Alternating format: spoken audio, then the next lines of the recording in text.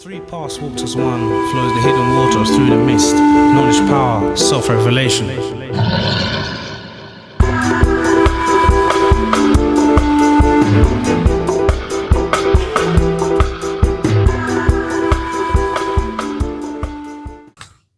Comfortable? Yeah? Okay, cool. Cool, Shaq, do I have your permission to teach? Yeah. Wicked, okay. Appreciate you being here.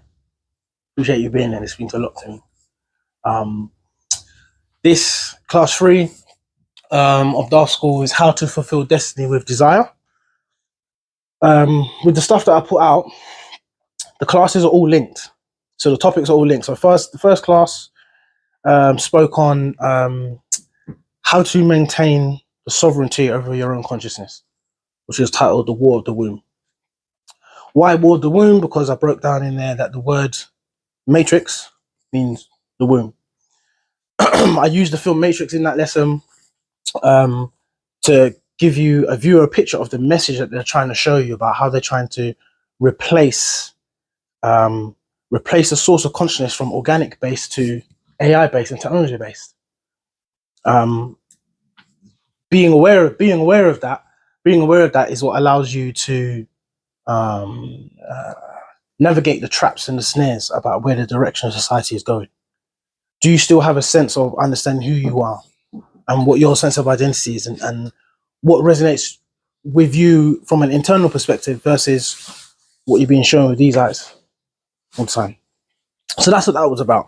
Then the second class was giving you a tool to generate power. The title of that was self-love being the hidden key to divinity.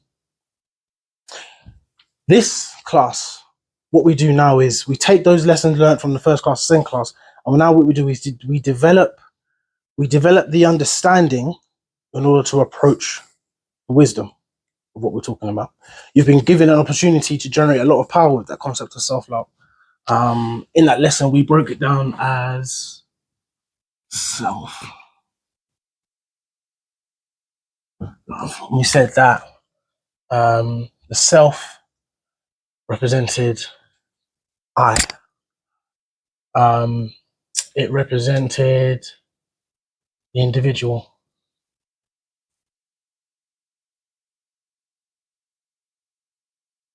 And the ego. And then we said love, the feeling. Love implies relationship. Love also implies sacrifice. In metaphysics and the occult, sacrifice is transformation.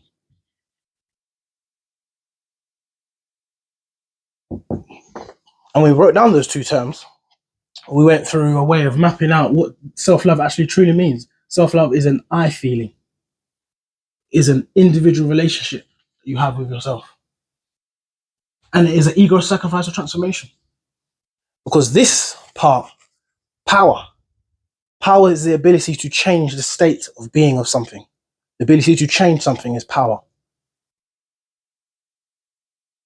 This is the primal basal source of all of our powers, our willpower, stored in our ego.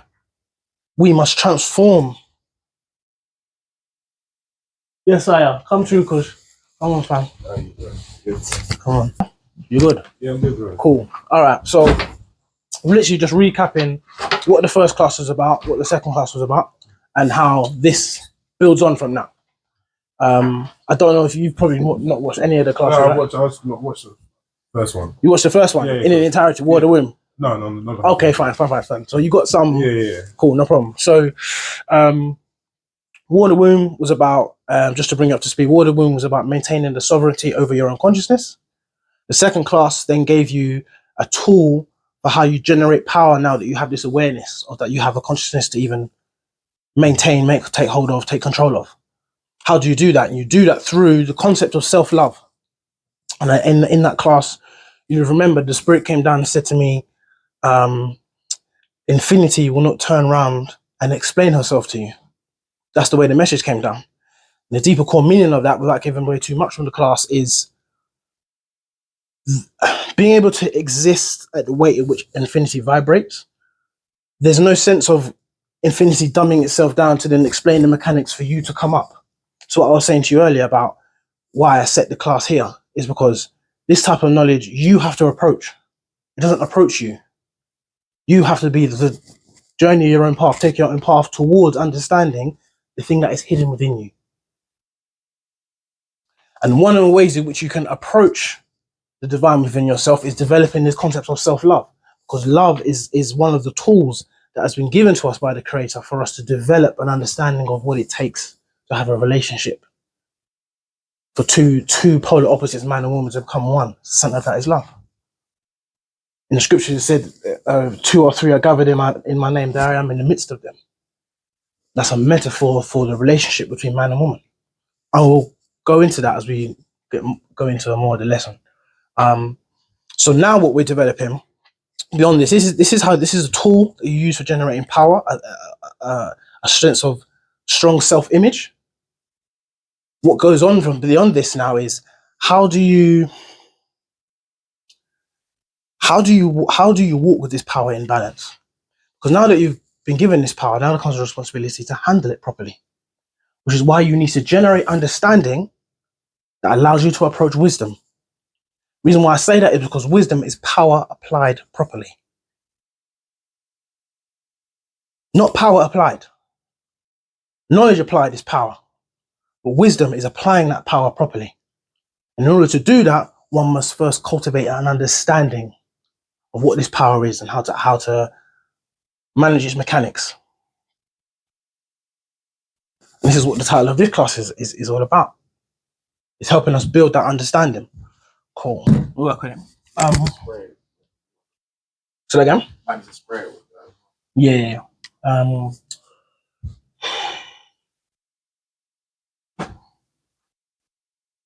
going to draw a diagram now to explain. So now, before I do that, I need to explain DaathPath. The purpose of the DaathPath framework is to help you generate the ability and the faculties to produce your own understanding. I'm harking on the word understanding. Tap is long.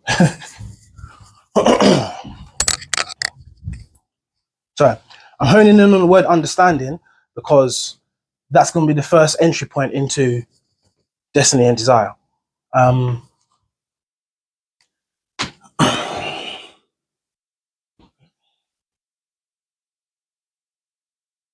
Knowledge.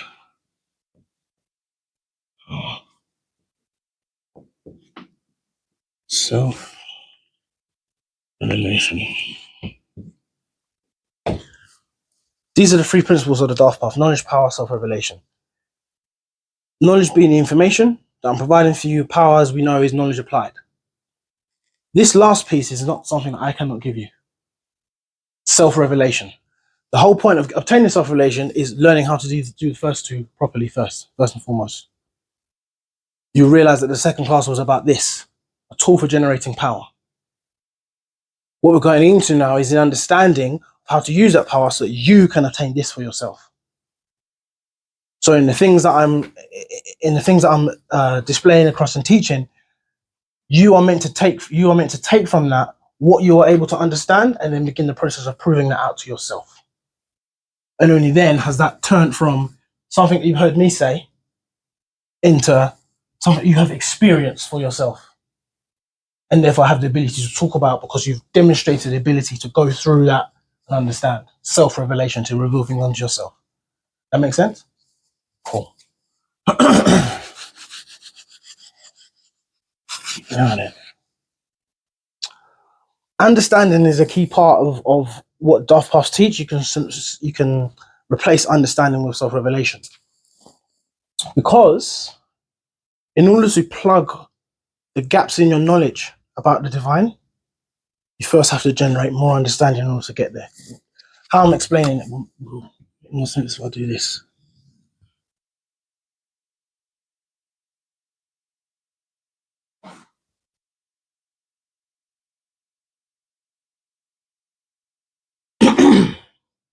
this is you, and you notice the things that you are able to comprehend, the things that you are aware of, the things that you understand, is things that you lean on, that you rest peacefully on. What you're meant to see here, that this is your understanding.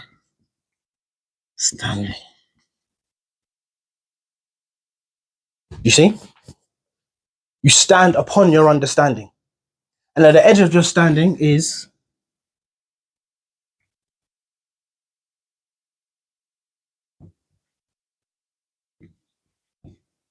your knowledge, broken down as to know the ledge of your own understanding. Making sense? So this is where we constantly stand on a day-to-day basis. At the edge of our knowledge, is the sum of our understanding. And as we approach along the path to self-realization, to understanding the nature of divine within ourselves, we approach knowledge gaps. This is a gap in our understanding, because here represents further understanding.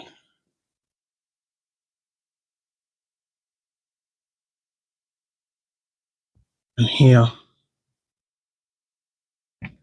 divine nature is in this direction. You are here traveling along your life path journey with the knowledge and information that you have.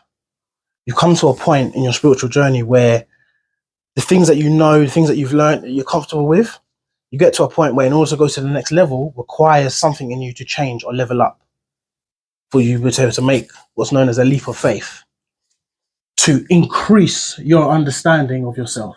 And by increasing your understanding of yourself, do you approach the nature of the divine that hides within you. Is that making sense? The whole point of this class is how do we plug this gap, which I will call here Darth. Why Darth? Because Darth means hidden knowledge. Knowledge that you have to uncover. You have to plug this gap for yourself.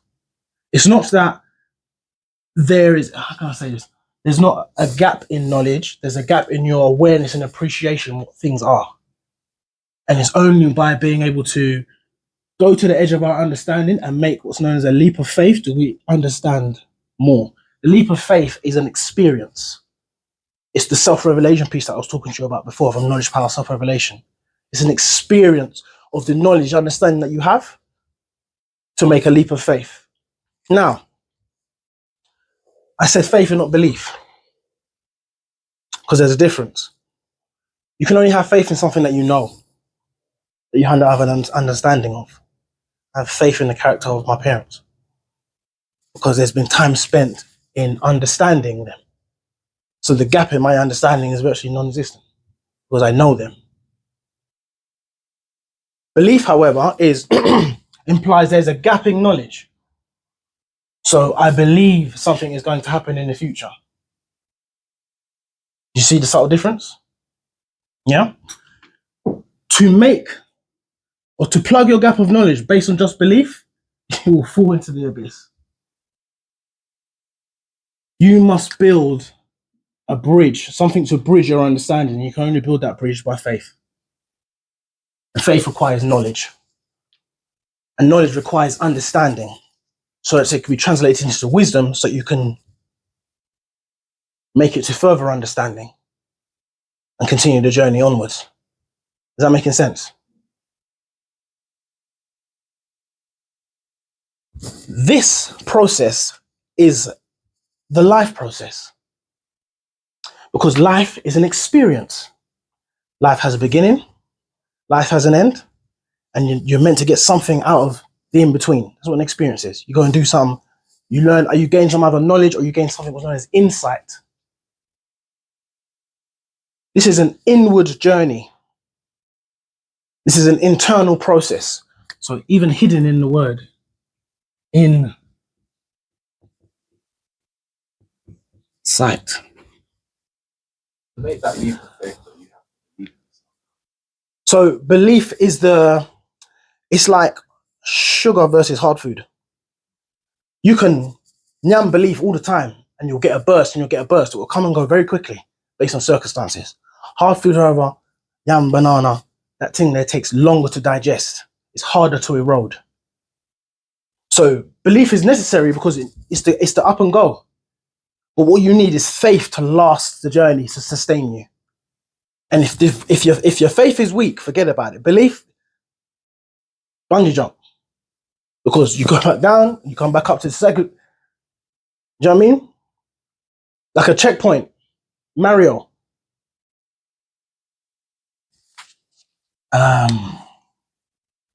Mario comes from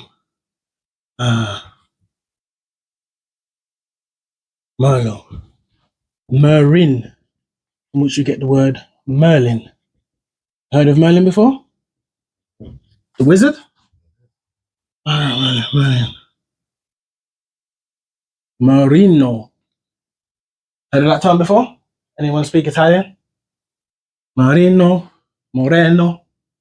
This is someone of dark skin. More. That's who Mario is. Mario represents the consciousness of the Moor refinding his other half. He must go what? Plug the gaps of his knowledge, jump the gaps, make a leap of faith. If you don't study the game that you're in, you'll always drop off. You have to time, you have to judge, you have to make an assessment, you have to build knowledge of the gap. Increase your understanding. Go on. That's why he understands and go to different worlds. Exactly. Yeah. Dimensions. And then what? He hits the shrooms. What happens when he's on the shrooms? Oh, Plugs the knowledge gap. I'll even give you the ring. The rings? No, that's Sonic. No, there's rings in Mario as well, right? No.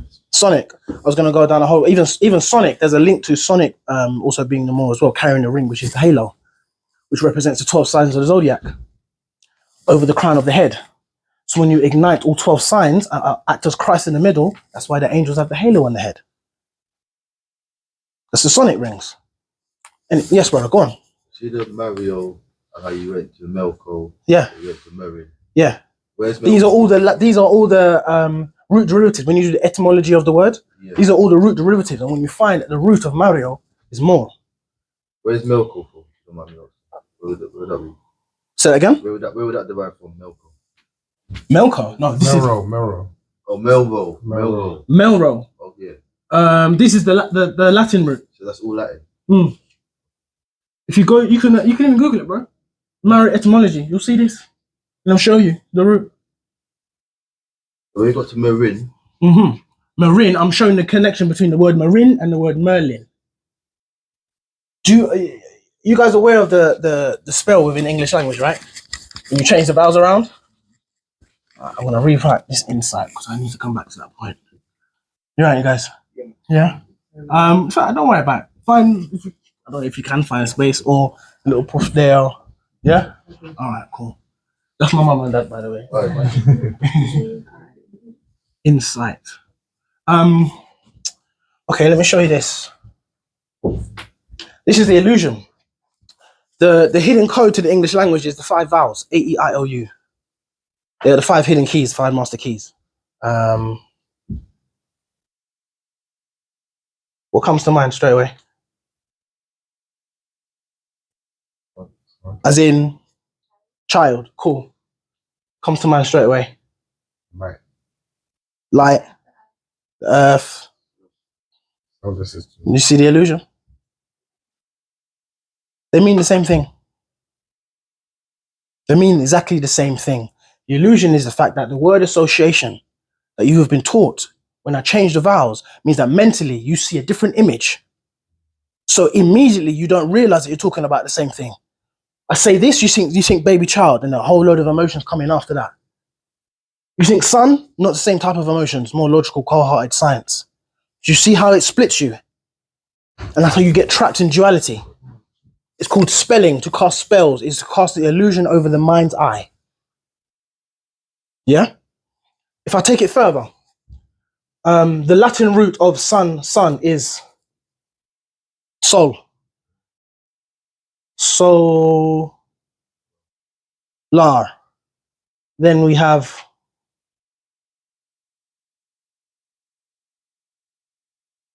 so, even further so.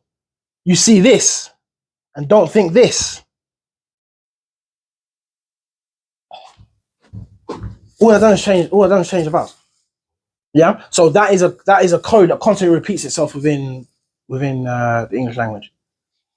So when you're studying etymology of words in the breakdown, it's not a rigid linear transliteration. It's understanding, okay, if I change the vowels around, even though I change the vowels around, I'm still talking about the same word. Cool.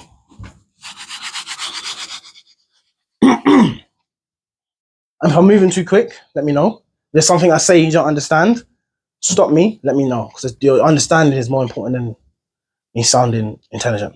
Yeah. Also, as well, like questions, like how you interact with me in questions, that is what the more you ask me, is the more you get out of me. Because I've got what I'm going to say, but if you the questions that you come dictate what's get drawn down. So please come with questions, and engagement is key. So we were saying that this is an image of the internal process of how we approach the divine nature within ourselves, the knowledge of self. Imagine this is happening on the inside of you in your own journeying on yourself, and you come against gaps in your knowledge, gaps in your understanding. The reason why this is Darth is because Darth represents the point in which all knowledge is known and reconciled into one point, and the point in which all knowledge is then dispersed to all other forms of manifested creation. Beyond Darth is the veil between the realm of doing and the realm of being. I said in the last class, Darth is the gateway through which man descends and the deity goes up. Jacob's ladder in the Bible, when he was at Penuel, pineal gland, I saw the ladder of Jacob and angels ascending and descending. That is Darth. The point in most temples or churches, you'd have the pews, then you'd have the altar, and then there would be a curtain behind the altar, which would then take you into a back room into the church. That's all used to be known as the Holy of Holies. That curtain veil is Darth. It represents a point where you have to take a moment of reverence to realize that you're going into the most secret place in the temple, because you've got beyond that point, all knowledge is revealed. That's why the bride wears a veil when she's getting married, and you have to lift the veil to know her secret nature. Notice you do it to the feminine, because the universe is a feminine concept. Down here, women give birth to sons. The universe gives birth to sons. Son. So as above, so below. So that's how you know. The thing that produces your physical matter is your mother, is a maternal energy.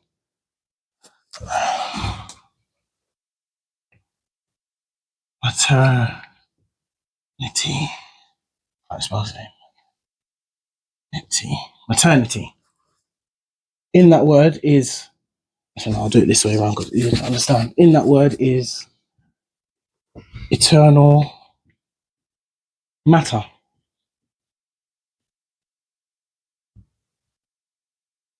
She's the one that provides the physical flesh. Where we get her genes from. Gene Isis.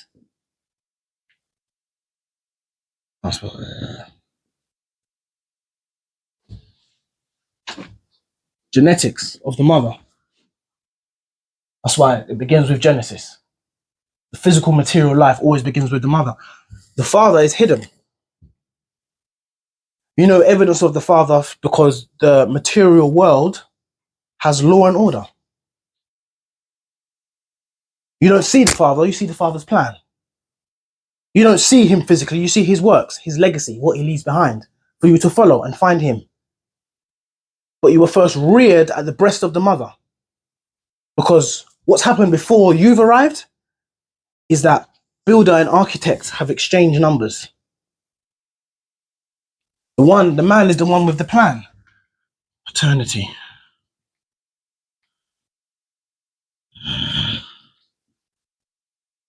Is eternal.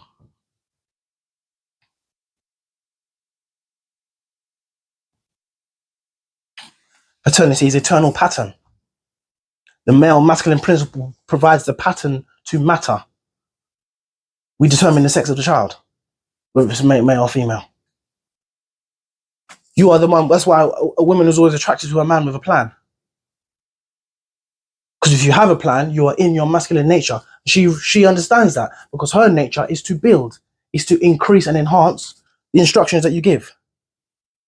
Architect, master builder. You need both. Make sense?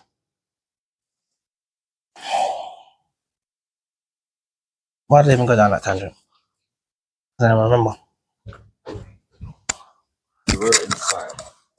Cool. Insight is 100% where I'm heading back to. I need to get something dry. Yeah, dry one.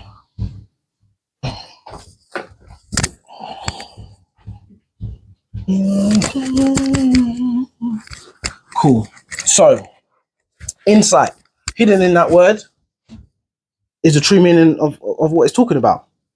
Inward sight. You have to develop inward sight. You have two eyes to look, one to see. To look as opposed to see implies a level of understanding. I can look at you, but to see you is to understand you. It's an inward thing. You need to develop insight to see the in.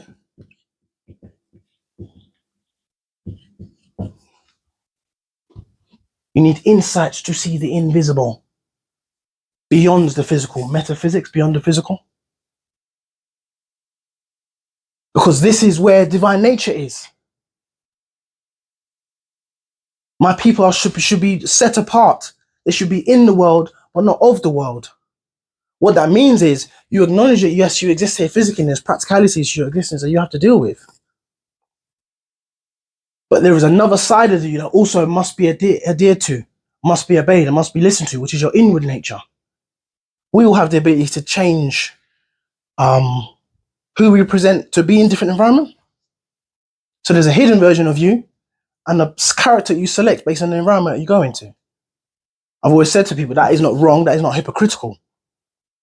That is a consequence of the degree of consciousness that you have. You have the ability to change your mind and thus be able to change your reality.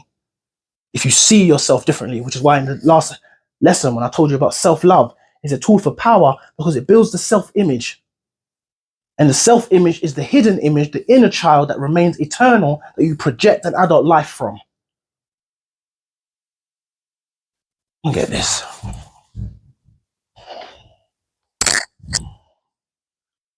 This is a statue of the Egyptian deity or concept. There's no such thing as gods in Kemet. These are concepts of reality.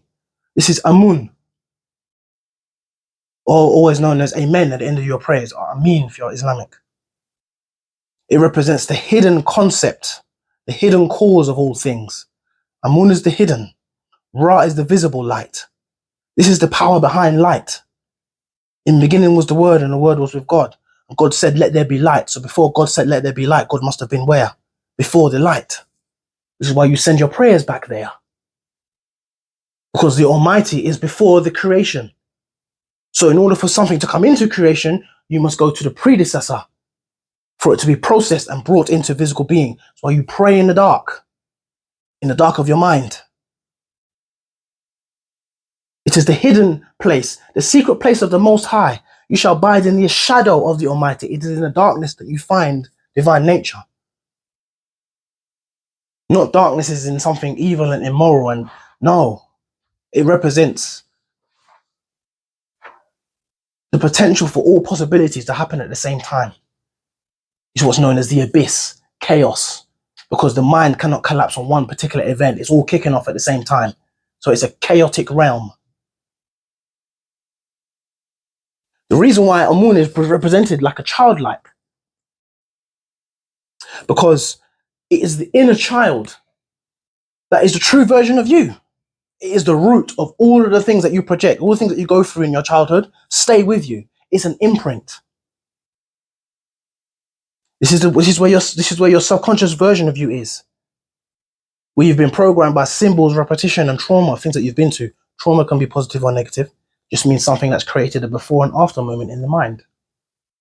Like stepping on a piece of concrete, and just as you step into it and step out of it, the concrete sets, imprint. First time you rode a bike without stabilizers. First time you drove a car when you passed your license. Those are technically traumatic events in a positive sense, because you'll never forget them. Imprinted upon you. They form the basis of how you view yourself. This is the basis of your self-image, the inner child. This is all that. You don't worship this. Because the symbols are the language of the brain. So how do I communicate a divine concept beyond all languages? I use a symbol. Because I don't care what language that you can speak. Once you can understand why each thing is derived and where it's derived from, now you're speaking a universal language, universal law. So you see someone holding up these things, you don't worship no image. You don't worship anything outside of yourself. It's just allows your mind to center in on the fact that there's an inner child in you that is the hidden cause of the things that you do visibly.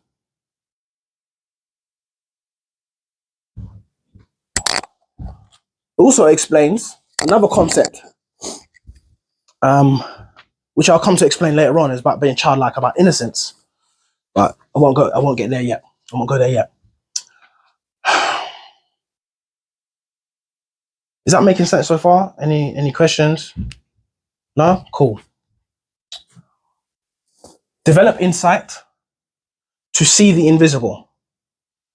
Because how do you see the invisible? Because when you bring something from the invisible into your vision, into consciousness, it's how you bring, this is how the light comes out of the darkness. Because from the abyss, from your ignorance, do you generate understanding and you move the ledge. And you increase in understanding and you further your knowledge and further your understanding. This is how you close the gap to the nature of divine. So, if this is the life process then that we were talking about, this is the process of life. You're meant to obtain something from in between. The insight is where the divine nature is, which is where your destiny is. Because destiny, and this is how the spirit came down, destiny is destination of divinity. You have any control over it? Over the destiny? Good question. Do you have any control over the destination of divinity? No. Because it is everywhere and nowhere at the same time. That is outside of your control. What you do have control over is what you use to approach divinity within you. Because the divinity within you is the inner child. It's the soul, which is infinite. It is before your physical form. And that is where divinity resides, which is why it is an inward process. You must develop insight to see the invisible, to find the hidden child lurking within. Yeah? I'm just trying to connect coming out of darkness into light, that process, journey, and then when you come into the light, you come into the beginning of your destination. What part of your insight, understanding do you have in that whole journey? So everyone has come into this particular life experience for a reason. There is a purpose, but that purpose is hidden from you. How you find purpose is to find this. You find how do I put this in terms like the things that you do that give you peace. People that are in the creative arts will understand this the easiest. When you're a musician and you're in the muse, and there's just a sweet spot in your creative process where you just feel like nothing else gives me this peace and this thrill and this sense of happiness. That is your innate natural talent. That is a hallmark of where your divinity lies, in your natural gifts and talents. So back to your question about, can you control where divinity is? No, because it's kind of already encoded in you with the reason why you came down here. What you have control over is what you use to tap into your hidden gifts and talents to approach the divine nature within you. So there's a I don't want to go down the road of right and wrong way, but there's many different ways in which you can approach the same point, which is thank you. Which is why the hieroglyph of Ra, Amun Ra, is the dot and the circle. Because from Darth, the point in which things come into being, come into the realm of doing from being, there are infinite number of ways to approach divinity. It is everywhere and nowhere at the same time. You see? So your control comes in, have you developed your understanding to be wise enough to know the ledge of your knowledge, the edge of which you know where things are, and that you need to learn more. Question. Yes, That brother. sounds like Yes. a silly question.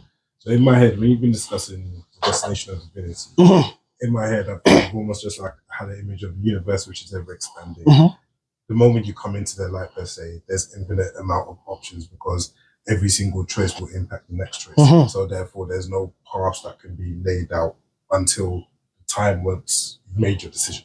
Yes. Does that make sense? Yes. And you operate at it.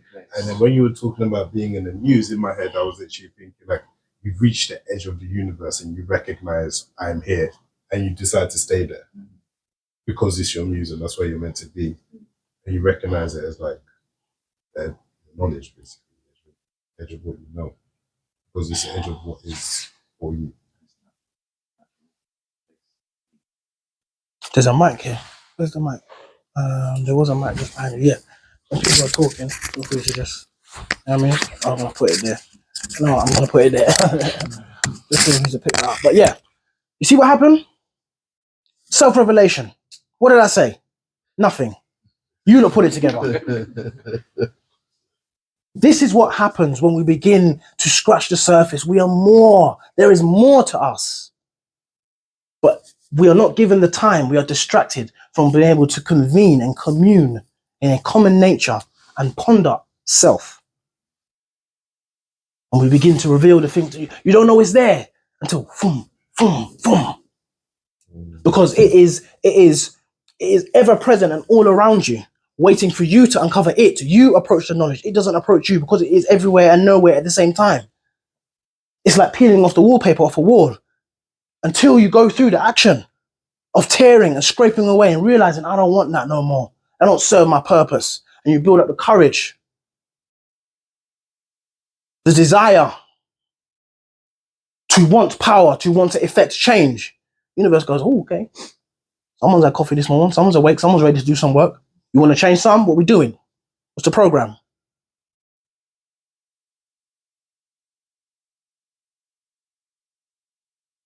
Any other questions? All right. All right. Destiny is the destination of divinity within you. You go through a life journey, a life experience, a life process to figure out where that is for you. You are given gifts, hallmarks. One of those was love. I told you in the last session. But how you approach divinity, how you find self-love, because you can generate self-love within, then you can recognize love on the outside of you. You can give it and you can see it in another person. You can see when another person has it. All of a sudden, you're now communicating without any word spoken. Because of the way and the manner in which you move is the condition of your heart that displays yourself on earth. Yeah? I got a question. Yes, brother. You know, earlier you were talking about spelling the cast spells. Yes. How are people communicating before? In terms of, well, language is different. I'm trying to get into the crux of the question was, it's not that the spelling is you're trying to say that the spelling was bad. So how did we do it by not doing that? I was saying to you that spelling is and casting illusion of words isn't inherently bad. It's the intention of which it was being used for. So I believe language has always been used as a way to cast mental images over the mind for communication.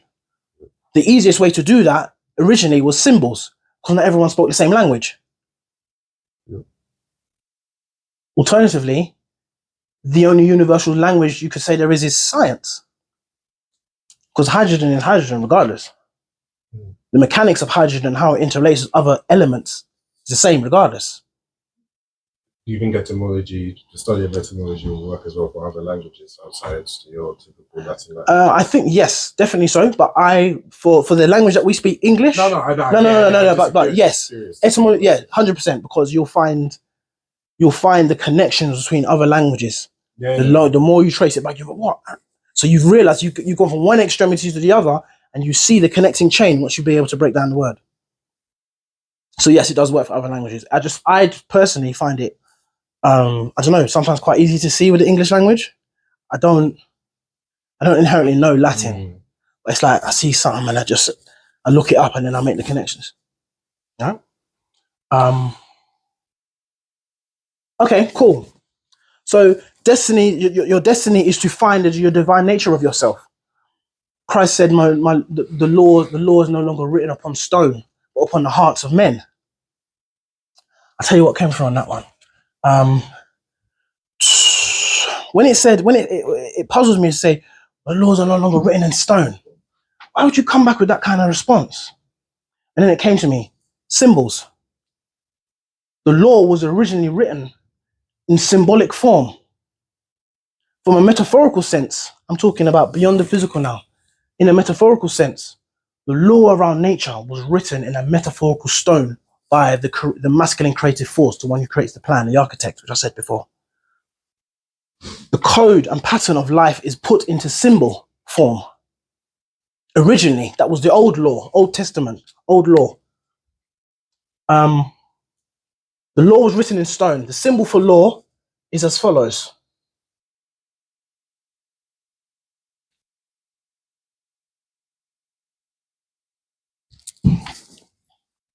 Length, angle, width. In court, they say is with the full extent of the law. It's a measuring. It's a geometric term. These are the 3 dimensions. We live in a 3-dimensional world. So the law of the 3-dimensional world is written in symbol. The laws were originally written in stone. Why? Because what people that study occult know is that there's always a hidden part to what you see.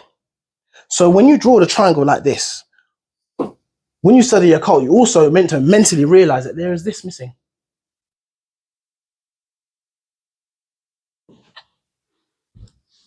What you see visibly is one half of the law. There is another half of the law that you do not see about yourself. This explains masculine and feminine nature. Because me as man understand masculine laws in my nature.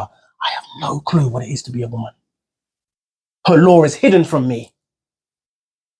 I must build a relationship with her and make a request that she might show me the hidden side of myself, that I might become balanced upon the square of my own understanding.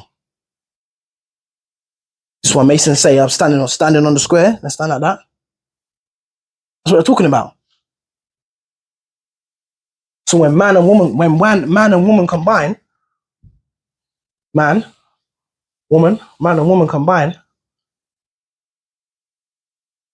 how you get the Star of David or the Seal of Solomon. It's the intersection of masculine and feminine principles. You see how that's just been changed around?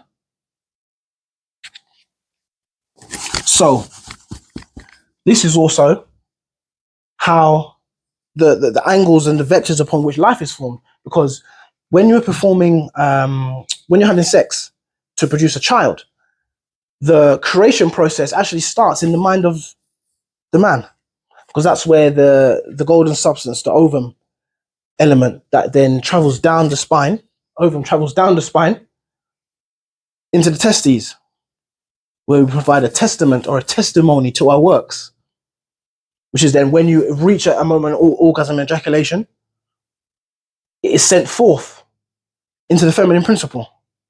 And then as she lays down and she gives birth to what? Your vision. The babies, that's why angels are always shown as babies, innocent ones, because they are born at the intersection of architect and builder. So this is the law of creation. Physical form is according to this. You also know it as Pythagoras' theorem. So this will be written as L squared plus W squared equals A squared, which means the sum of the area of these two dimensions will equate to the sum of the area of this one. So what that means is like this. This square, obviously I'm drawing it very roughly, and this square, the sum of these two will equate to this one. Squared. What did I just show you? Man and his counterpart, woman and her counterpart. So when masculine is squared, balancing himself, knowing he's both masculine and feminine principles. When woman is balancing herself and she is squared, knowing her masculine and feminine principles, and they combine in a relationship. When 2 or 3 are gathered in my name, there I am in the midst of them. Class 2, divinity is in the midst of the relationship between polar opposites. That's where you find me. This is why I'm hidden, because these two eyes can only see duality. This eye is the only one that can combine them. And when you can converge the two images, so the image of God comes into focus for you. You find divine nature within yourself by increasing your understanding of the thing that you cannot see, which is in dark. Making sense?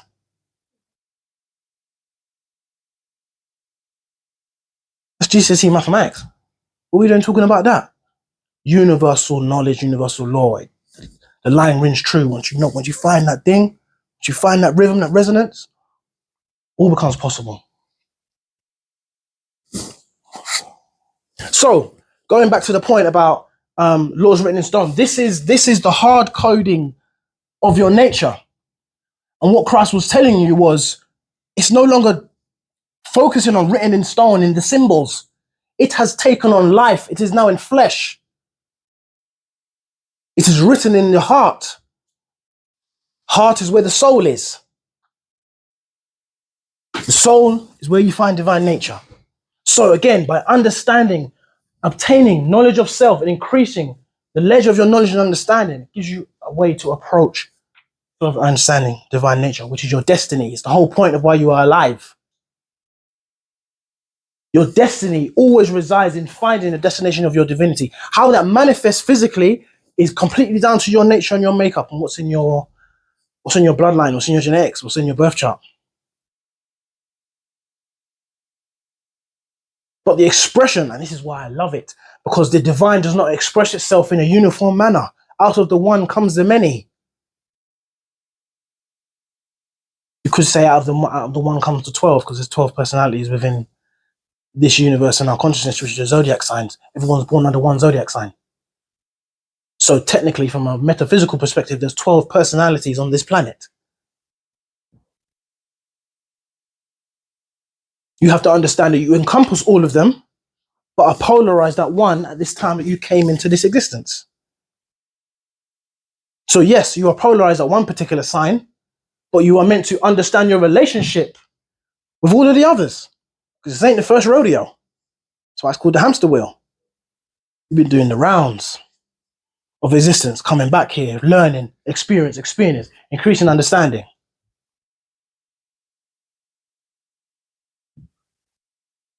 That makes sense? Okay, I want to move on to I want to move on to how we plug this gap then. How do we plug this gap?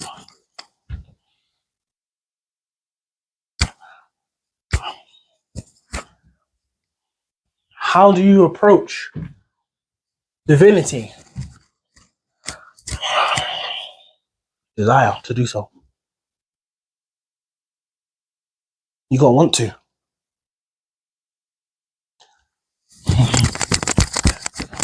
It sounds so simple, right? And I'm saying it very blasé, a little bit of theatrical effect.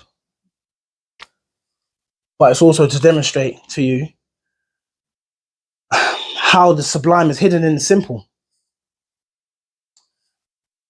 There are two things guaranteed when you come into this existence. Two experiences guaranteed when you come into existence. Death and desires. From the moment you are born, you're required to breathe. That's air. You need water. That's your water. You need food. That's your earth. You need warmth. That's your fire. Those are the four basic elements. Air, fire, earth, water. These represent your four primal needs and desires. The moment you come out of that womb, bawling, hunger, cold, need mum. They are the things, these elements are the things that bind consciousness to physical form. These are the puppet strings. How are puppet strings shown? There's always a wooden cross on top of a puppet. These are the puppet strings, and those along these strings are the tethers of how you tether a soul to a physical form. Do you ever remember the old Disney film, Peter Pan? And do you ever remember the part in the film where he lost his shadow? And you see what he did with the shadow? He took up an imaginary thread and needle and sewed the shadow back onto himself. The thread and needles that you use to tie consciousness to physical form is through the elements. Show you why. Because element, broken down into L, ment, comes from the Latin. Mind. No. Mentum, which means action. Action.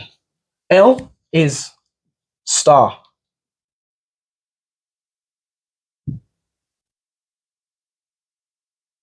Or angel, sorry. Angel in action. The elements are the chief archangels that govern how consciousness is tied to physical form. That's the true meaning of the word. The elements are angels in action. They act along a particular chemical structure. They act along in certain physical and chemical laws that will become more apparent when I begin to talk about what's later on in desire. But this is already how you are tied to these things. You are bound to these elements from the moment you come into existence. So you have a need and a desire. You have things to satisfy. But they should not be things that bind you in terms of inhibiting you. You are given levers of which how to steer your vessel. The soul has a body as a vessel to transport it through life journey. The gears and rudders of this vessel is your physical nature. You have to learn to be aware of it and then learn how to master it and control it.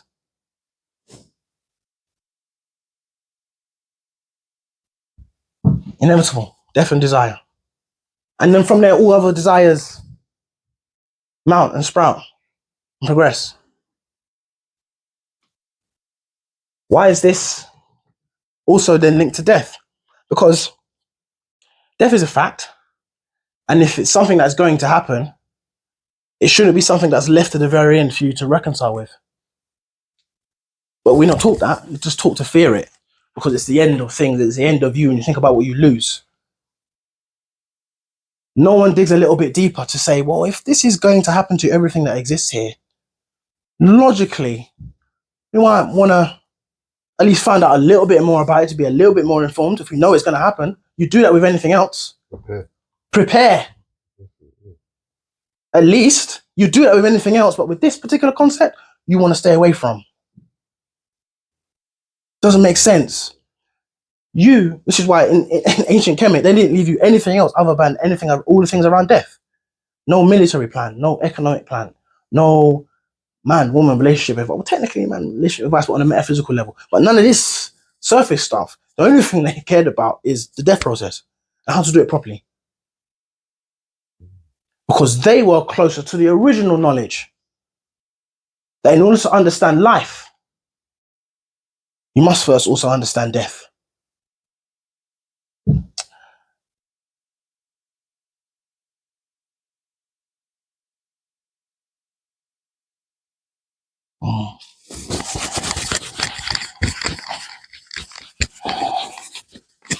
What do I mean by understanding death? It's a bit hot. You guys hot in here? I'm a bit hot in here. I'm gonna turn this down. What do I mean by understanding death? Death is a process of transformation, of changing from one state of being into another. So if you can begin to see death as a graduation in a degree of existence, graduation, degree. In order to understand and graduate into the knowledge of death, you must have to study something. You approach death bold and brazen, he or she will happily guide you back towards life. So there's something you haven't understood yet before you can commune with me. Which is why the concept of something that guides the soul through the spiritual world is Anubis, Anup, which had the head of the jackal, which represented the ability to discern and make good decisions and be aware and on lookout. So when you approach that realm, it's the voice that says to you, "Don't do that. That's dangerous. Go down there. Not a good feeling about this." That was embodied in the concepts of Anubis in ancient Egypt as the guiding soul, the guide dog, the guiding spirit. Watch a show called American Gods. Find it, look it up. American Gods, absolutely brilliant series. In there, they personify Anubis. There's tall, bald-headed, dark-skinned Kushite. And when you watch the arc of that story and what he does with the soul in front of him, it explains exactly what I'm talking about. If you approach the concept of death in a manner of respect, in a manner of innocent inquiry, to wish to know more, the door will be opened for you. The door will still guide you back towards life. This thing you must study because you must develop an understanding before you leave in order to make this leap of faith. There's an understanding that you must develop. So go back and figure out what it is that you would live for, what it is that you would die for. You are born with a set of desires. The free will that you have is to make order of your needs and make order of your desires. Why is that important? How you know someone loves you is what they do of their own free will in relation to you. Without too much instruction, without too much input, without too much niggy nagging. You got a woman that look after you, put out little clothes for you. She might cook a little food for you without asking. Just her little ways, and vice versa, where the man is looking after to something that he loves. Just those little things that speak something to you non-verbally that says, right, you know what? Look after that one. She have to do that for me.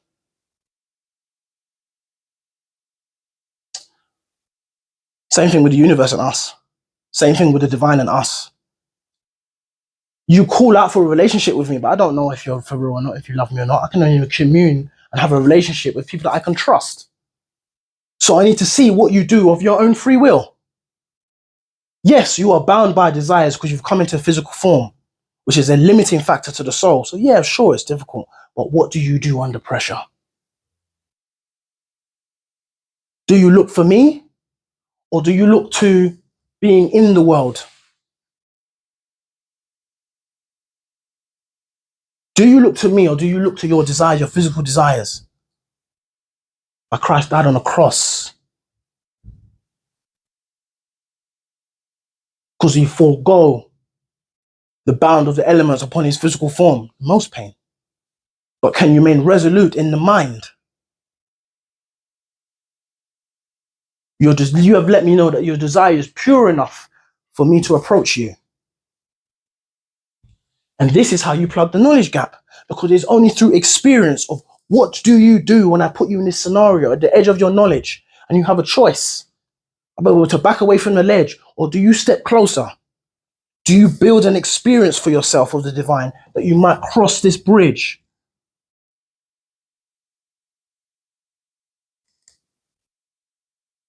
So in trying to understand and reconcile death, you're sent back to first deal with your desires.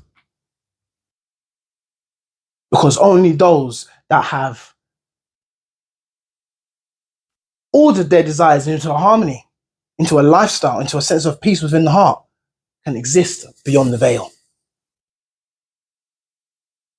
Where you have the ability to access and do whatever you want, what is it that you choose?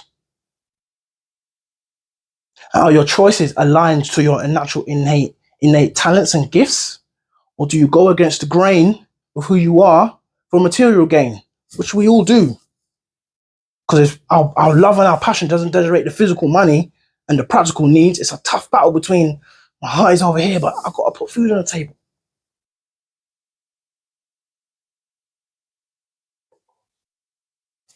Cost, sacrifice. Remember we said self-love, I feeling, individual relationship, ego sacrifice, which is the transformation. This is how you make the leap. Because you realize what is ahead of me is not worth losing compared to what I have. I'll go. Now, to be able to make that decision and make a choice with that such high stakes requires you to go through a certain level of experience to be able to come to that decision and make that choice at the crucial moment. Which is why the divine requires you to go through a life process to develop understanding. Because when you have developed understanding, then you can approach wisdom, which is power applied properly. But you cannot reside with wisdom if you have not first developed understanding, because you're going to be out of sync and it's going to send you back down.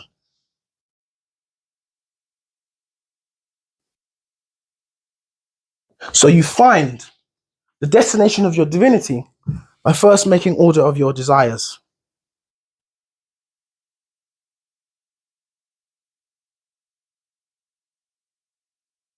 Yes. So I believe the concept for everybody is the same. Mm. However, as individuals, Mm. we are. Yeah. How does one know that your desires, you've fulfilled your desires, and you are ready to cross the bridge, so to speak? Because obviously everybody operates differently under the same concept. Mm-hmm. How do you know? All right. Bearing in mind, this is my mother I'm talking to, so no disrespect, mommy. Right. How do you know you need to go to the toilet? Desires. No one can tell you when you need to go to the toilet. It is a feeling that comes from inside of you. Yes, physical body mechanics and cause and effect. You drink some water, you need to go to the toilet. I understand that. But what I'm saying is, as simple and clear as day as that message is, it's how these messages come. It comes from a deeper intuitive in place. And I'm saying that from my own experience. Growing my locks was that example. I was cutting my hair for years, shape up fine. It never bothered me, never considered it until one time after, desire to want to know more led me to start just, looking at hair. And what does it mean? This stuff grows in me all the time. I cut it off and it keeps growing back. Must mean it's there for a reason, otherwise it wouldn't grow. So what is this thing? And it's only when I began to increase my understanding of what hair is that the divine nature, the spirit woke up on me and said, because you have approached me with innocence and with a purity of heart, here, I'll cut off the crown of your head. You were born with a crown that spirals up to where the sun is. It's your electromagnetic antenna. It's your source of grounding with the earth. It's a representation and an extension of your genetic nature. No matter how long time goes on, your genetics will keep producing the same thing over and over again. It is a code, it is a pattern.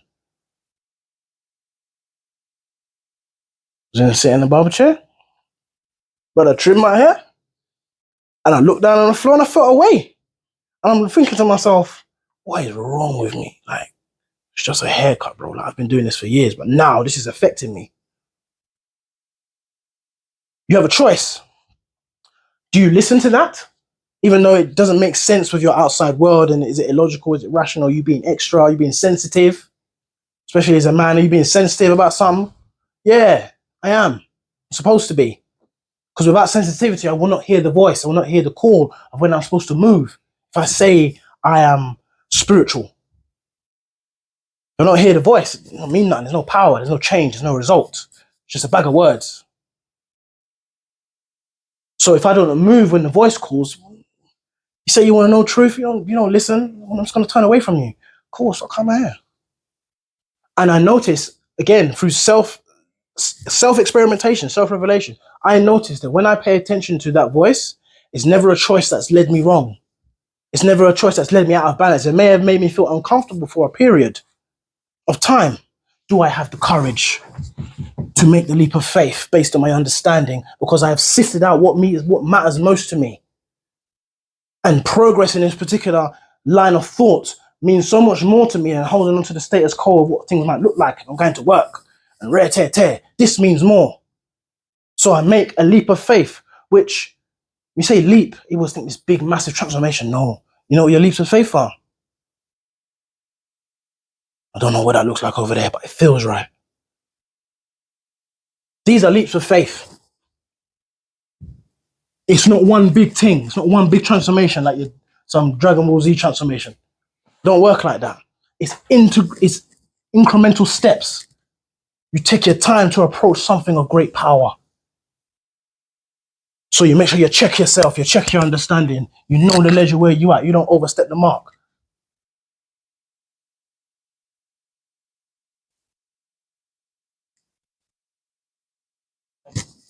Yeah? Every man has his measure.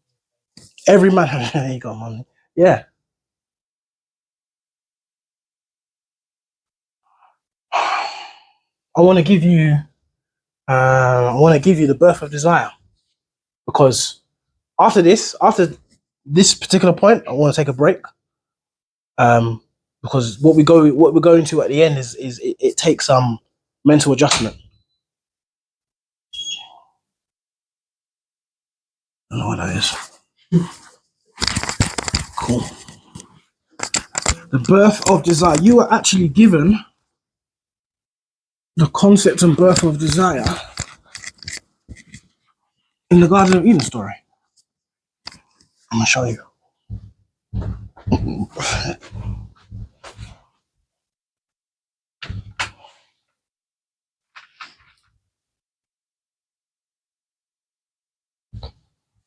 Everyone all right? Making sense?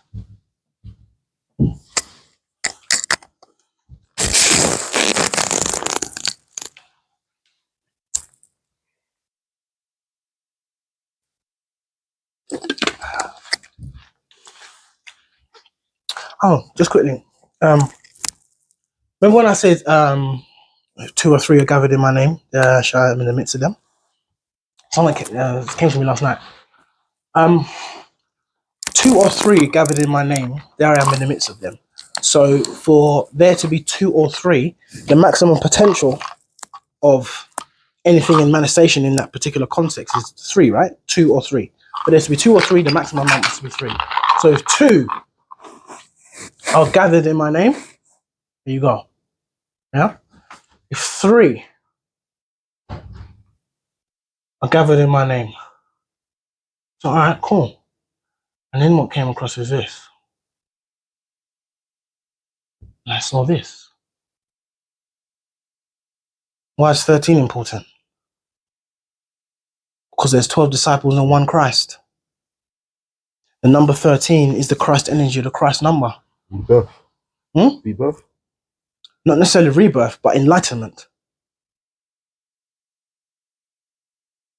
In the first class, when I said Neo Matrix, yeah? Neo is 1. One is Trinity. Trinity is 3. Christ. They are gathered in the name of the divine nature, love. They got themselves out of the matrix. They were symbolic of the Christ energy. 2 or 3 gathered in my name. I just saw that come down as a code in my head. It still carries the 13. Or even 2 or 3, I said this before, 2. Oh, no, look at me. 2 or 3. It's 5, right?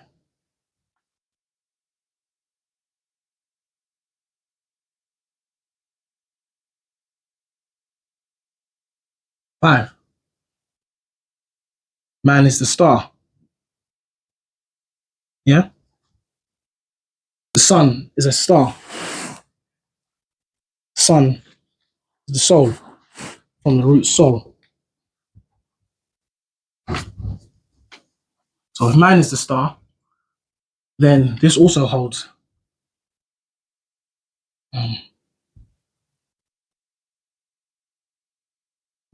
Start of the arm.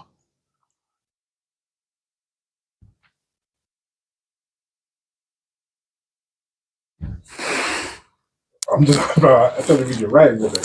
Oh no, okay, yeah, I see it. Yeah? What is it? I don't know. Uh-huh. The The divine nature in physical form is in the soul. You must understand your own nature to find the divine. And the artist always signs his work.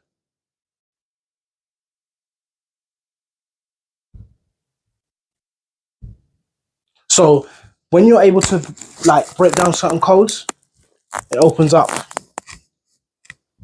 different avenues of thinking. You don't have to believe it. Makes sense to me. Ready to go? Ready to move on? I was waiting for you to come. Yeah? Okay, cool. So I've got a question. Yes, of course. Obviously, at the point of death, Yeah. you have lots of folk tales like Lucifer. Yeah? Yeah. Lucifer got the name, the title, Son of the Morning. I like the way you put down the sun, and the sun is a star. Very well now. We will be going there. So that will be after the break. All right, cool. That will be after the That break. was deep, though. Come on. That was deep. Come on, Kosh. Okay, so I said the birth of desire. Birth of desire. Now, the Garden of Eden story.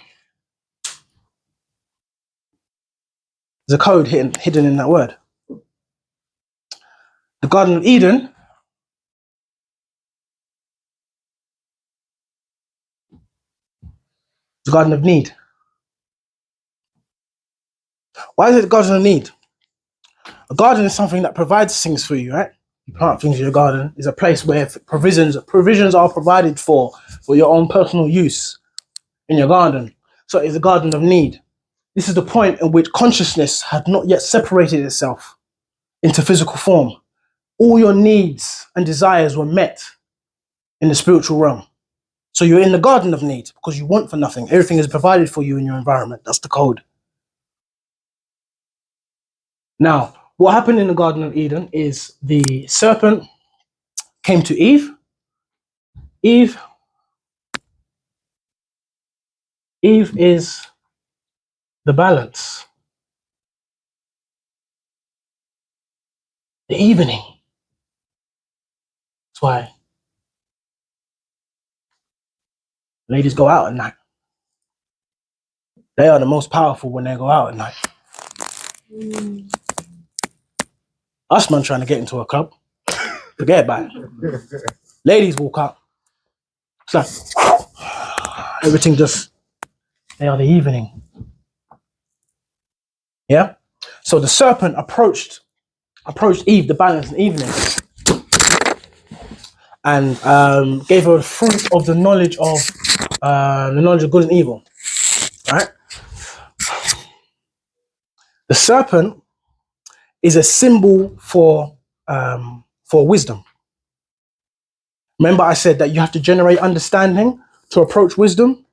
The serpent represents wisdom. It is, you have the number 0, which represents the nothingness, the all-encompassing nothingness, typically feminine. Yeah? And out of the nothingness, you get the absolute, which is the first concept, the first thought, which is symbolized as 1. So feminine, masculine, 0s and 1s, your binary code, the computers. Yeah. You also see the off and on button, electricity. No current. Masculine regenerative organ, feminine regenerative organ. You see the interrelationship. Okay? The serpent represents the first absolute concept of consciousness being aware of itself. So when you see that, you've ever seen the Ouroboros symbol with the snake eating its tail? That is talking about consciousness expanding and collapsing into itself in a constant motion of eternity and infinity.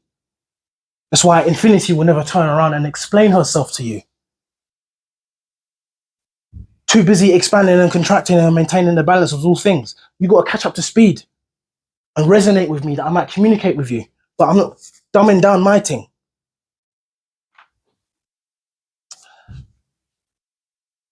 The biting of the apple was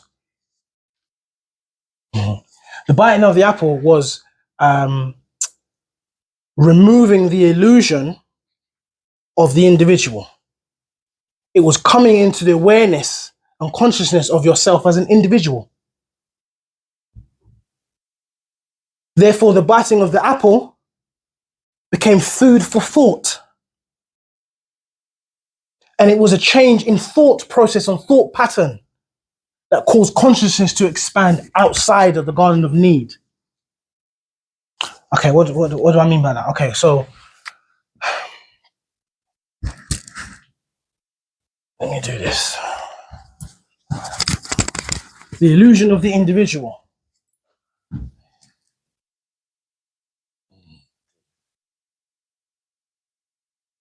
In that word is indivisible duality. And this goes back to the standing on the square thing that I showed you before. Inherent in all of us is a dual nature, masculine and feminine principles. We have a feminine side and a masculine side. You are polarized at one end. The opposite end is hidden from you. It's something you have to discover about yourself. And typically you discover that other side of you from your other half. That's why you're meant to have a relationship with the female to understand her perspective, to understand more about yourself. Coming into the awareness, consciousness coming into the awareness that is made up of two opposing opposites is what was the consequence of biting the apple. The apple became food for thought. The brain then began to realize, the consciousness began to realize, I'm at this end, then who's Adam then? Yo, Adam, come here. Hold this, because you need to see what I'm seeing right now. What do you want about? You need to see what I'm seeing right now. Hold this.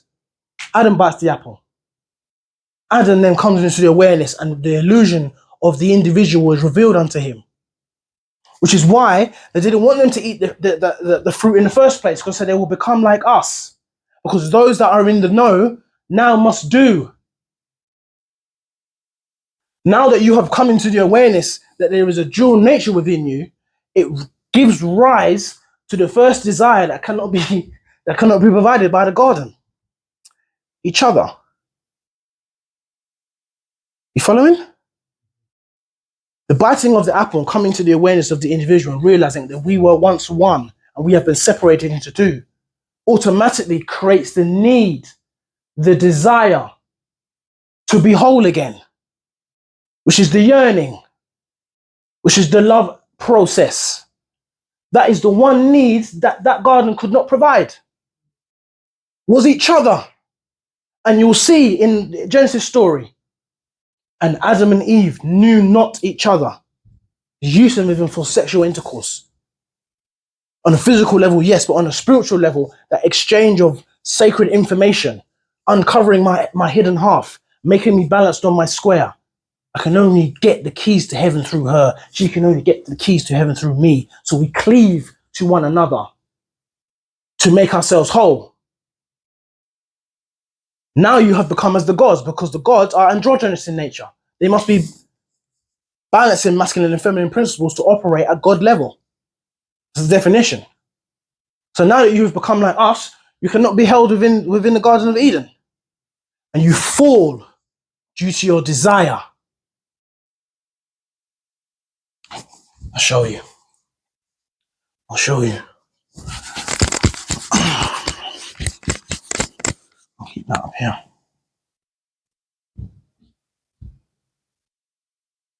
Alright, cool. So this is a brain, right? Brain stem. I'm gonna draw heart, and then all you have here is your lungs. And then here I'm just gonna put generative organ, masculine and feminine. Okay. Heart's desires. What are your heart's desires? This is where needs come from.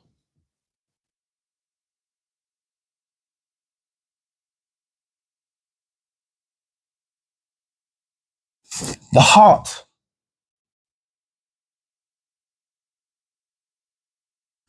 The heart is where needs come from. The Garden of Eden is here. So when you fell out of the Garden of Eden, you fell into a separate being, a separate consciousness. The reason why I hesitated in drawing of the heart, because a human, we know the heart to be like this.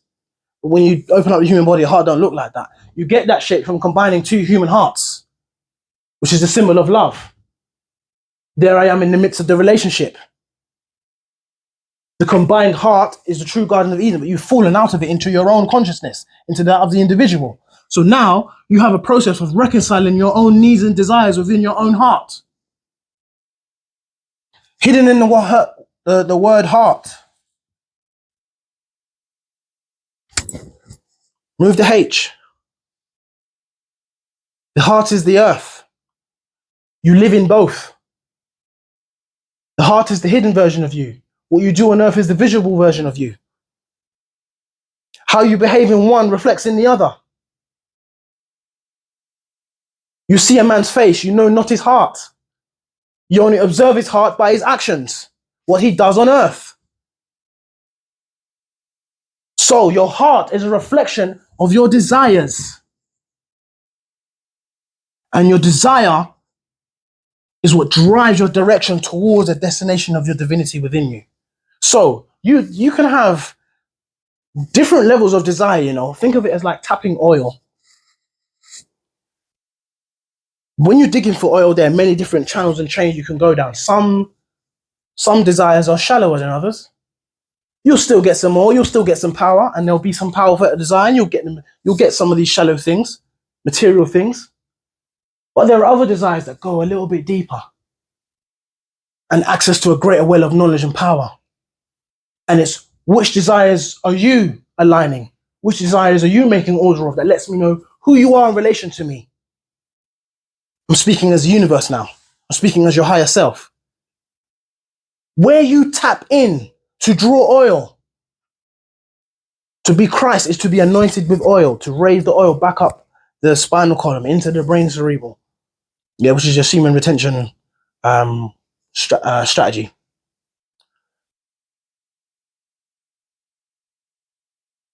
Where do you tap in?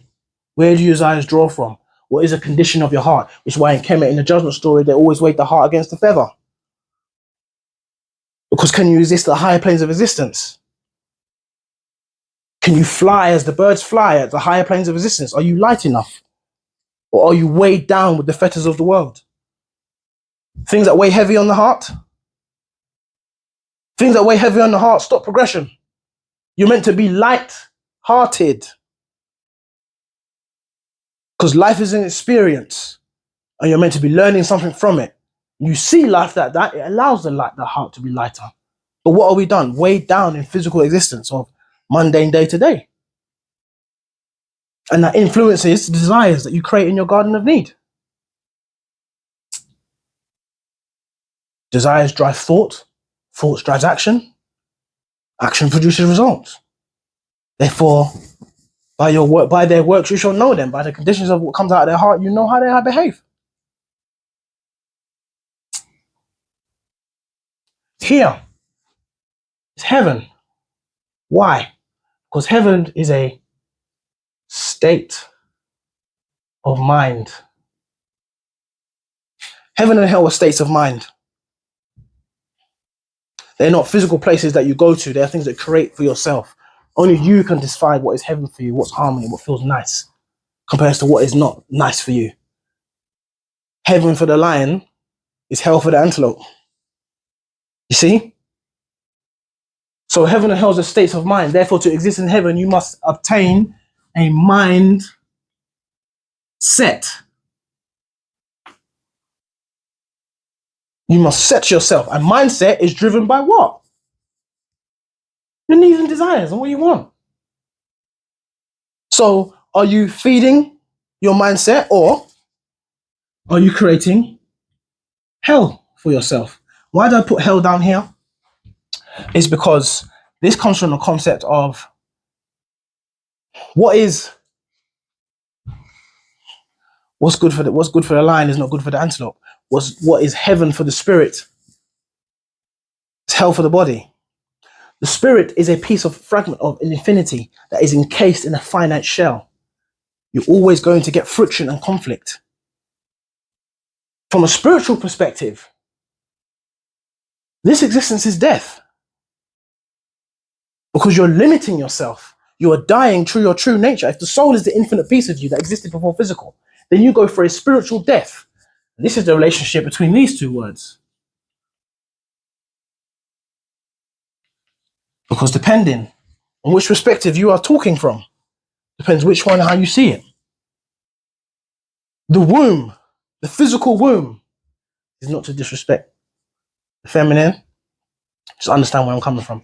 The physical womb to the soul is a tomb.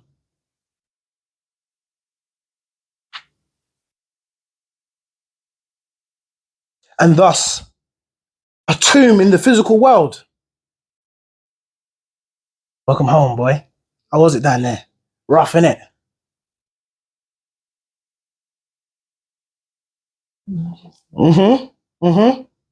I remember at Bible school, Ute, I remember all them hearing saying, Jesus weeps every time a soul is born down here, or something like that, something of that effect. I don't know if anyone's ever heard that. And I never understood that.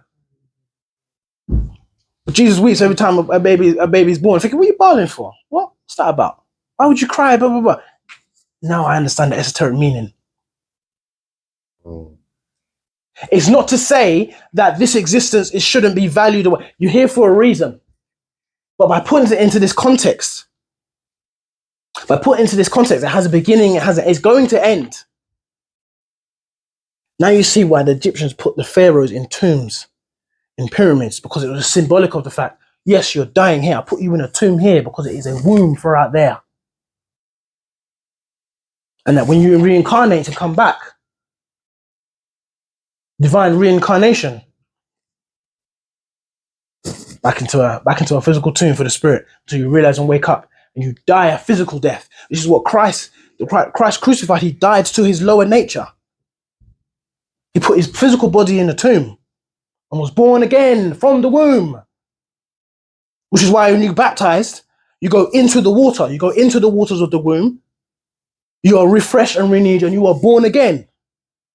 You born out of a watery tomb.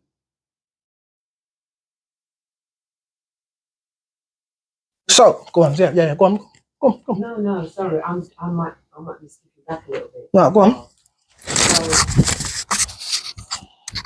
Just so I can hear you, or just hold it there, or something. So Eden's existence had its purpose because it provided it provided the need. It provided the needs. However, it couldn't go further because the lack of knowledge for them to go forward, to get to the bridge, to get to the desire, to get to the divinity was limited. Because they had everything that they wanted, but they didn't have duality. They didn't have consciousness of, wow, there's more. They didn't have the understanding of this duality that they found them in. Yeah. So they now fell. The conscious vibratory rate fell down a level, so that they had to manifest into physical form and figure out what this is. You had to generate understanding through experience to then make the leap of faith. So you have to go through the experience. Your experience is driven by your direction in this life experience is driven by your desires. What is the heart wants what the heart wants. So you're going to be led and drawn by what your heart wants. And that then determines your journey on the daft path, the inward path, the inward channel, the inward journey that we're all going through. Yeah. So symbolically, Yeah. that place, Yeah. and that concept was limiting to just that, to providing their need, until they were approached with wisdom, or the concept of what else is there. Yes, what else is there? To get to the ledge of that knowledge, we probably wouldn't have gone any further. And it's like it is today. It must have been very frightening. It still is. But yeah, that's quite eye-opening. Yeah. Now, it's not to say that the Garden of Eden isn't something negative and whatever. You're right, it served its purpose. The Garden of Eden, after they were kicked out, it was guarded by a flaming sword. Yeah? The sword represents truth. Or balance. Sorry, let me before I go down that tangent, let me just write this here. To remind myself. Let me just finish this point off. Why is this hell? Because here is where you repeat the physical existence cycle through your generate. This is your genitals. Genitals. The genie. The genie in the lamp. You rub the lamp, the genie comes out. Grants you your wish. Heart's desire. Your desires are shallow. You used up all your wishes. You don't go back to sleep. Or do you rub the genie and raise the energy back up into heart's desire to build heaven rather than building hell?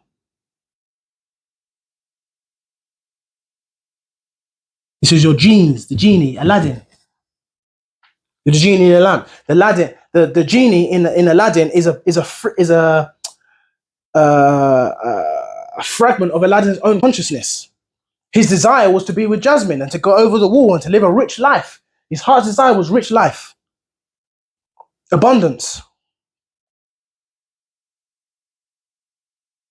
So he called upon his own consciousness to make himself 3 wishes. He had 3 attempts to figure out what is it that you really want.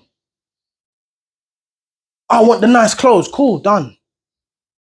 Well, never want to be hungry. Cool, done. Yo, you got 1 left.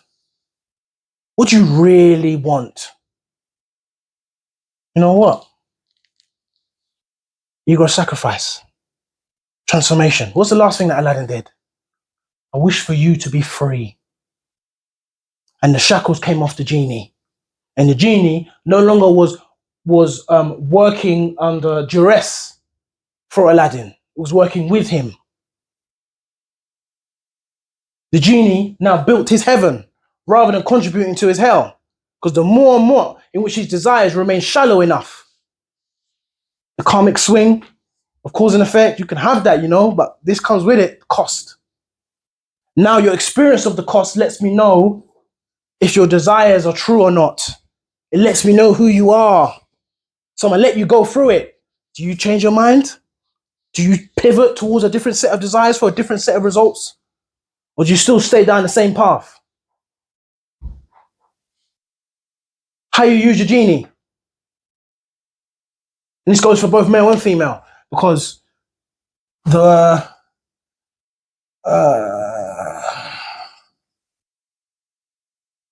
clitoris comes from the Greek word. I'm not even going to attempt to spell the Greek word without looking on Google, but if you look it up, the Greek word that clitoris comes from means key. Research, homework, look it up yourself. Means key. She is the key to the other side.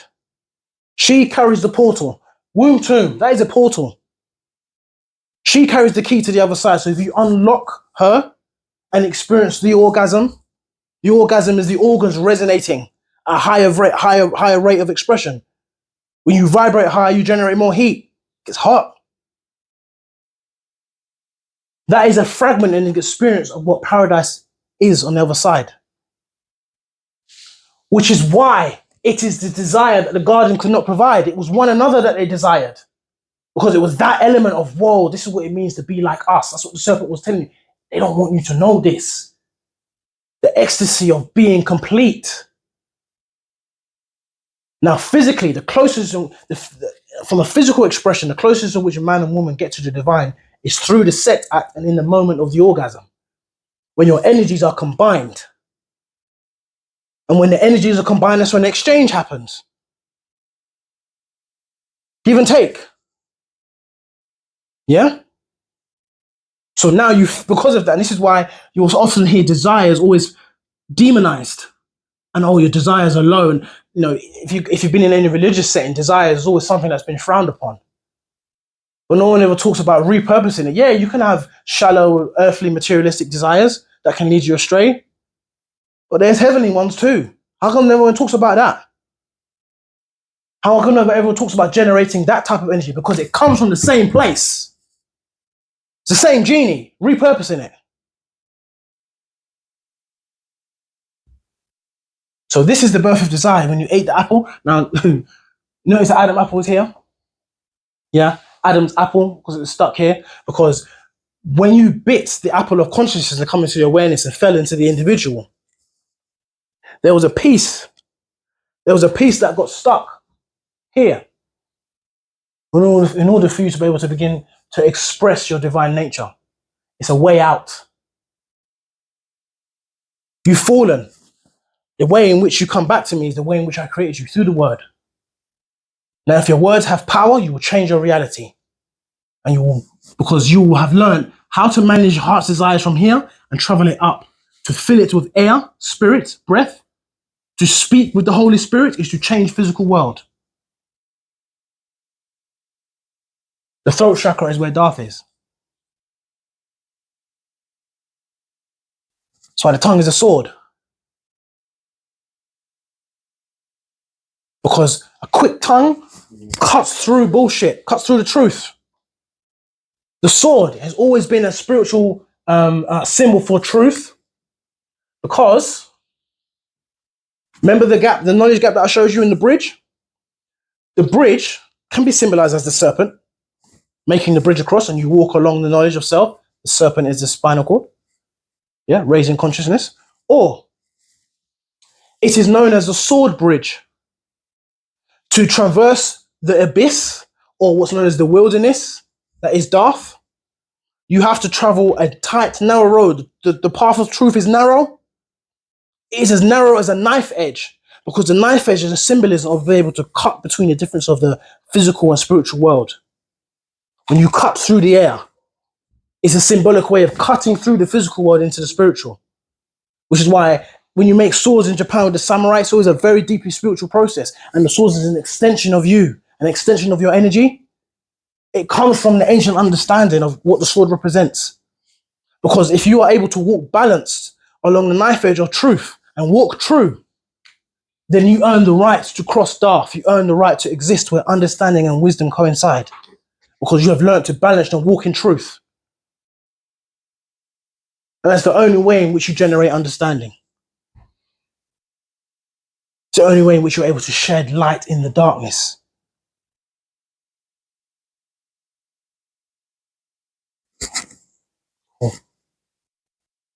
This is where I want to pause before we go any further. Me babbling that content to you. Any questions? Any thoughts?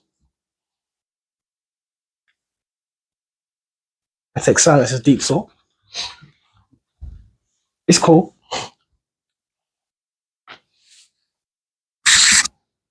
Is it heavy?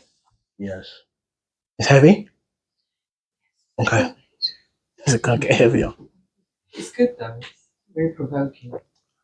I mean, even if you disagree, right? Come with it. Come with your own thoughts. This is a space of free thought. We're allowed to be who we are.